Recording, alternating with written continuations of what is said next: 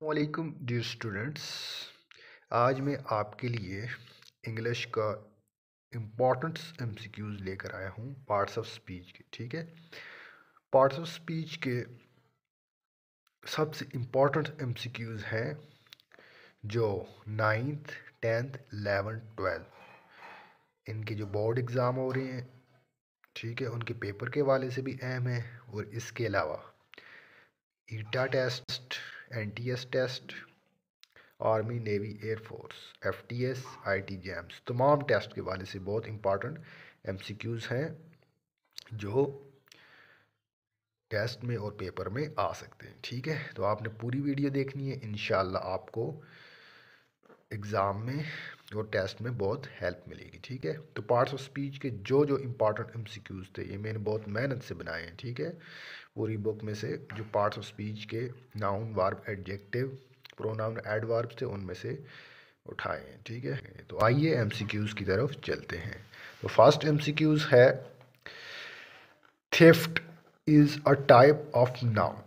Theft, theft कहते हैं चोरी को। ठीक है, ये नाउन की किस्म है। एक कॉमन नाउन है, B proper, C abstract noun है, डी कलेक्टिव नाउन है। ठीक है, तो स्टूडेंट देखें, थीफ, एक तो थीफ चोर को बोलते हैं। ठीक है, ये क्या है, थीफ्ट चोरी है। ठीक है, ये चोरी है। तो ये आप देखें कौन सी category, common noun, common noun की कैटेगरी में नहीं आ सके। कॉमन नाउन किसी आम शख्स, जगह या चीज़ के नाम को कहते हैं। ठीक है, प्रॉपर नाउन कहते हैं किसी खास जगह, शख्स या चीज़ के नाम को। ठीक है, कलेक्टिव नाउन जिसमें group of people, person, things आ जाते। ठीक है, तो एब्स्ट्रैक्ट नाउन, एब्स्ट्रैक्ट नाउन के जिसे हम न टच कर सकें, ना ऑब्जर्व कर सकें, ना छू, सिर्फ फील्स कर सकें। ठीक है, तो ये थीफ्ट किस में आएगा, एब्स्ट्रैक्ट नाउन में आएगा। ठीक है, तो ये किस में आएगा, एब्स्ट्रैक्ट नाउन, इसका करेक्ट आंसर। नेक्स्ट एमसीक्यूज है MCQs 2, batch is a type of noun. Batch noun की किस्म है। ठीक है, बैच किसे कहते हैं जी, देखें जिस तरह आप कहते हैं ना स्कूल्स में बैच हो गए, साइंस वालों का बैच हो गया। ठीक है, जिसमें साइंस वाले ग्रुप्स आ गए, आर्ट्स वालों का आ गया। ठीक है, आर्ट्स वाले आ गए। ठीक है, तो अब आपको समझ आ गई होगी ये क्या है। एब्स्ट्रैक्ट नाउन है ए, बी कलेक्टिव नाउन है, सी कॉमन नाउन है, डी प्रॉपर नाउन है। ठीक है, तो बैच क्या होगा स्टूडेंट्स, ग्रुप होता है। ठीक है, जिसमें मुख्तलिफ कैटेगरीज आ जाती हैं। ठीक है, मुख्तलिफ कैटेगरीज के लोग होते हैं। ठीक है, तो ये किस में आएगा, कलेक्टिव नाउन में आएगा। ठीक है, इसका B option. Next MCQs third की तरफ चलते हैं। Dash is a type of pronoun. Myself, myself is a type of pronoun. Myself pronoun की कौन सी किस्म है, A possessive pronoun, B indefinite pronoun, C reflexive pronoun, D relative pronoun. ठीक है, तो आप सोचें इसमें क्या आएगा। ठीक है, पोजेसिव प्रोनाउन जो होता है वो ओनरशिप को जाहिर करता है। ठीक है, रिलेटिव प्रोनाउन रिलेशनशिप को जाहिर करता है। ठीक है, और इनडेफिनेट प्रोनाउन जो जर्नल ऑल ओवर। ठीक है, और रिफ्लेक्सिव प्रोनाउन जो होता है वो सब्जेक्ट की तरफ यानी फाइल की तरफ कहते हैं राग़िब होता है। तो आप देखें माई सेल्फ, ठीक है, माई सेल्फ ये खुद का ना, ये सब्जेक्ट की तरफ राग़िब होता है। तो ये क्या है, रिफ्लेक्सिव प्रोनाउन। सी ऑप्शन क्या होगा इसका, ठीक होगा। एमसीक्यूज नंबर 4 की तरफ चलते हैं। Anyone is a type of pronoun. Anyone pronoun की किस्म है। ठीक है, ये कौन सा प्रोनाउन है जी, आप देखें जी, रिलेटिव, रिलेटिव प्रोनाउन जो रिलेशनशिप को जाहिर करता है। ठीक है, ताल्लुक को जाहिर करता है, वो तो नहीं है एनीवन। दूसरा डिमॉन्स्ट्रेटिव, डिमॉन्स्ट्रेटिव प्रोनाउन जो होगा पॉइंट ऑफ करने के लिए, इशारा करने के लिए इस्तेमाल होता है। ठीक, वो भी नहीं है। ठीक है, सी है रिफ्लेक्सिव प्रोनाउन। रिफ्लेक्सिव प्रोनाउन जो सब्जेक्ट यानी फाइल की तरफ राग़िब, वो भी नहीं है। डी क्या है जी, इनडेफिनेट प्रोनाउन, जर्नल, एनीवन देखे ना, कोई एक जर्नल हवाला दे रहे हैं ना। ठीक है, कोई भी एक, उन सब उनमें से कोई भी एक। ठीक है, जर्नल लवर। तो ये कौन सा होगा, indefinite pronoun. D option correct होगा। एमसीक्यूज नंबर 5 की तरफ चलते हैं। The person who won the race train hard. एक शख्स है जी जिसने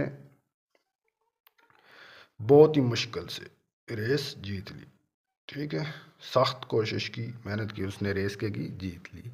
इसमें जो अंडरलाइन वर्ड हु है, ये कौन सा प्रोनाउन है? A relative, B personal, C possessive, D indefinite. ठीक है, the person who won the race train hard, यानी कि उसने बहुत ही मुश्किल से रेस के की, जीती है। ठीक है, तो इसमें क्या आएगा जी करेक्ट आंसर? इंडेफिनिट प्रोनाउन नहीं हो सकता।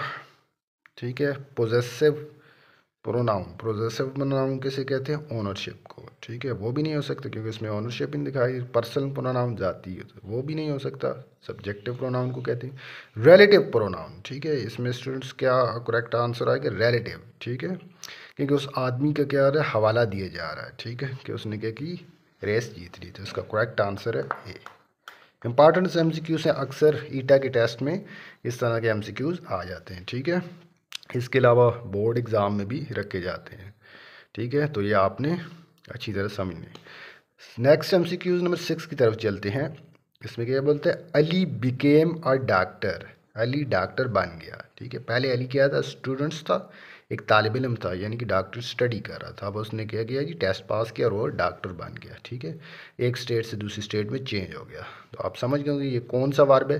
The underline word became, the underline word became इस type of word. Ali became a doctor. ठीक है, बिकम नहीं, बिकेम सेकंड फॉर्म। ठीक है, तो अंडरलाइन वर्ड बिकेम वर्ब की कौन सी किस्म है? A stative verb, B dynamic verb, C auxiliary verb, D copular verb. ठीक है, अब देखिए स्टेटिव वर्ब स्टेट को जाहिर करता है, हालत को जाहिर करता है। ठीक है, बी डायनेमिक वर्ब जिसमें एक्शन हो रहा हो। ठीक है, आप एक्शन को जाहिर करते हैं। सी एक्सिलरी वर्ब जो तो हेल्पिंग वर्ब होता है। ठीक है, और डी कॉपुलर वर्ब वो होता है जो एक स्टेट से दूसरी स्टेट में चेंज हो गया था। अब देखें बिकेम, अब पहले क्या था? स्टूडेंट्स, अब क्या स्टूडेंट्स था, पढ़ाई कर रहा था, अब डॉक्टर, एक स्टेट से दूसरी स्टेट में चेंज। तो ये इसका करेक्ट आंसर है कॉपुलर वर्ब। ठीक है, डी करेक्ट। तो नेक्स्ट एमसीक्यूज नंबर 7 की तरफ चलते हैं। He has to read, he has to read, उसने पढ़ना है। ठीक है, the underline word to read is type of verb, ये वर्ब की कौन सी किस्म है? अब देखें, A transitive verb, B finite verb, C non finite verb, D linking verb. Students, transitive verb वो होता है जिसे ऑब्जेक्ट की ज़रूरत होती है। ठीक है, और finite verb, non finite verb, D linking verb. इसमें क्या आएगा जी? हाँ, फाइनाइट वर्ब वो होता है जो अपनी हालत को बदल सकता है। ठीक है, और लिंकिंग वर्ब यानी हेल्पिंग वर्ब। ठीक है, और नॉन फाइनाइट वर्ब वो होता है जो अपनी हालत को नहीं बदलता। ठीक है, जो जुमला होता है वो उसी तरह आता है। ठीक है, जुमला चेंज नहीं हो सकता। तो आप देखें, ही हैज़ टू रीड, उसने पढ़ना है। आप देखें टू रीड आ गया ना, तो ये नॉन फाइनाइट वर्ब है क्योंकि ये टेंस बदलने से अपनी हालत नहीं बदलेगा। ठीक है, इसे कहेंगे नॉन फाइनाइट वर्ब। सी इंपॉर्टेंट एमसीक्यूज स्टूडेंट्स अक्सर टेस्ट में रखी जाती है। एमसीक्यूज नंबर 8 की तरफ चलते हैं। Some water falls on the floor. अब देखें जी, कुछ पानी फर्श पर पड़ा हुआ है। Some water falls on the floor. The underline word some is, अब जो सम आया ना अंडरलाइन, ये क्या है? A adjective of quality, B adjective of quantity, C adjective of number, D adjective of distribution. ठीक है, आप देखें जी, एडजेक्टिव ऑफ क्वालिटी में क्या है? क्वालिटी को शो किया जाता है। ठीक है, मायार को शो किया। एडजेक्टिव ऑफ क्वांटिटी को में मकदार को शो किया जाता है। ठीक है, एडजेक्टिव ऑफ नंबर्स में तादाद को शो किया जाता है। एडजेक्टिव डिस्ट्रीब्यूशन में तकसीम वगैरह। ठीक है, उसको शो किया। अब देखिए, some water falls on the floor, कुछ पानी फर्श पर पड़ा हुआ है। अब देखें, इसमें क्वांटिटी आ गई ना, मकदार आ गई ना। ठीक है, तो इसका करेक्ट आंसर क्या होगा? Answer number B. ठीक है, ये ठीक, एडजेक्टिव ऑफ क्वांटिटीज़। ठीक है, इंपॉर्टेंस एमसीक्यूज स्टूडेंट्स अक्सर ये ईटा के टेस्ट में रखा जाता है। एमसीक्यूज नंबर 9 की तरफ चलते हैं। एमसीक्यूज नंबर 9 में कहता है जी, my book is on the table, the underline word my is. ठीक है, मेरी किताब टेबल पर पड़ी। Very very important MCQs for special ETEA. ठीक है, ईटा के वाले से बहुत इंपॉर्टेंट एमसीक्यूज है। मेरी बुक्स मेज़ पर पड़ी हुई है। द अंडरलाइन वर्ड माइज, माई क्या होगा? ए पोजेसिव प्रोनाउन, पोजेसिव प्रोनाउन कैसे कहते हैं? जो मिल्कियत को शो करे, ओनरशिप को शो करे। ठीक है। बी पोजेसिव और एडजेक्टिव, पोजेसिव एडजेक्टिव क्या करता है? मिल्कियत को शो करता है। C personal pronoun, personal pronoun subjective pronoun, none इनमें से कोई। अब इन दोनों में से आपने पहचानना है, क्योंकि पर्सनल तो है ही नहीं, नान भी नहीं है। पोजेसिव प्रोनाउन है, ये पोजेसिव एडजेक्टिव। स्टूडेंट्स बहुत इंपॉर्टेंट एमसीक्यूज है। अब देखें, माई क्या आ रहा है जी? नाउन से पहले आ रहा है। ठीक है, जब नाउन से पहले आएगा तो वो हमेशा आपने याद रखना है वो पॉजिटिव एडजेक्टिव होगा। ठीक है, और जब नाउन के बाद आएगा, ठीक है, तो वो पॉजिटिव प्रोनाउन में कंसिडर किया जाएगा। ठीक है, तो इसका करेक्ट आंसर है पॉजिटिव एडजेक्टिव। ठीक है, बहुत इंपॉर्टेंट एमसीक्यूज है। My book is on the table, the underline word is positive adjective. तो लास्ट एमसीक्यूज की तरफ चलते हैं। MCQs number 10, sometimes is a type of adverb. Sometimes adverb की किस्म है। कौन सी किस्म है जी? देखें आप, A adverb of time, B adverb of manners, C adverb of place, D adverb of frequency. ठीक है, तो अब देखें जी, समटाइम्स कभी कभार। ठीक है, अब एडवर्ब ऑफ टाइम जो होता है वो टाइम को शो करता है। इधर अक्सर एमसीक्यू अक्सर लोग जो होते हैं टेस्ट में से गलत लगाते हैं, क्योंकि इधर टाइम देखते हैं और इधर टाइम लगाते हैं, वो बोलते हैं एडवर्ब ऑफ टाइम आएगा, लेकिन ये नहीं आता। ठीक है, एडवर्ब ऑफ मैनर्स जिसमें मैनर्स को शो किया जाता है वो भी इसमें नहीं आएगा। एडवर्ब प्लेस जिसमें प्लेस को, जगह को शो किया। एडवर्ब ऑफ फ्रिक्वेंसी, ठीक है, जिसमें तादाद को शो किया, नंबर्स को शो किया, फ्रिक्वेंसी। ठीक है, तो इसमें देखें सम टाइम कभी कभार is a type of adverb. ये क्या है? एडवर्ब ऑफ फ्रिक्वेंसी है। Very important MCQs.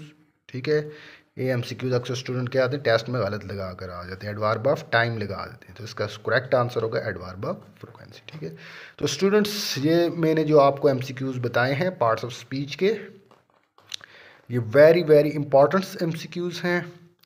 ये आपने अच्छी तरह समझने हैं। ये बोर्ड के एग्ज़ाम 9, 10, 11, 12 और ईटा, आर्मी, नेवी, एयरफोर्स किसी किस्म के टेस्ट में भी इनमें से अक्सर क्वेश्चंस रखे जाते हैं। अगर स्टूडेंट्स आपको मेरी वीडियो अच्छी लगी तो प्लीज़ मेरे चैनल को लाइक करें, सब्सक्राइब करें और अपने दोस्तों के साथ शेयर करें। Thank you.